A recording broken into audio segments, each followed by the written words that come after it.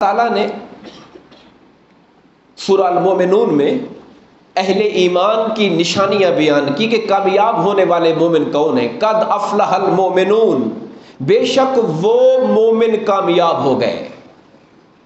آگے اللہ پاک نے ان کے 6-7 اوصاف کا بیان کیا، ان کے وصف بیان کیے کہ کون سے مومن، کیا خوبی ہے، کیا ان کے اندر خاص وصف ہے۔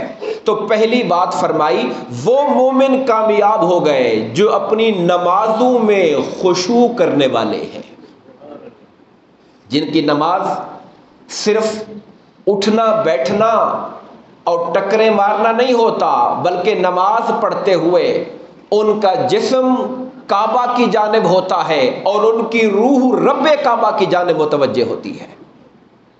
وہ نماز میں خشوع کرنے والے ہوتے ہیں۔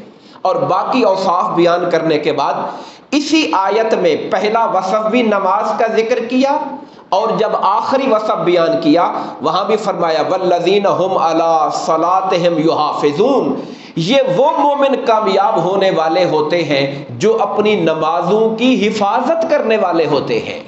نمازوں کی حفاظت کرنے والے، حفاظت کرنے سے کیا مراد ہے؟ ایک تو یہ ہے کہ نماز پنجگانہ پڑھنے والے، یہ نہیں کہ ایک پڑھ لی 2 چھوڑ دی، 2 پڑھ لی 3 چھوڑ دی، یہ حفاظت نہیں ہے۔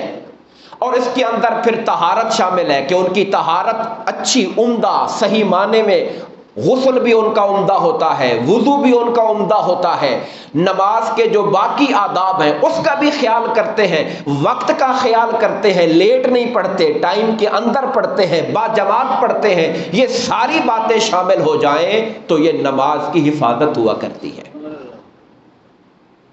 فرمایا اولئک ھم الوارثون، یہی لوگ وارث ہیں، یہ مومن جو کامیاب ہونے والے، جن کی پہلی خوبی بھی نماز میں خشوع اور جن کا آخری خوبی بھی نماز کی حفاظت، کہا یہی لوگ وارث ہیں۔ باری تعالیٰ یہ کس چیز کے وارث ہیں؟ فرمایا الذین یرثون الفردوس، یہ جنت فردوس کے وارث ہیں۔ یہ ہیں وہ لوگ جو جنت الفردوس کے وارث ہیں۔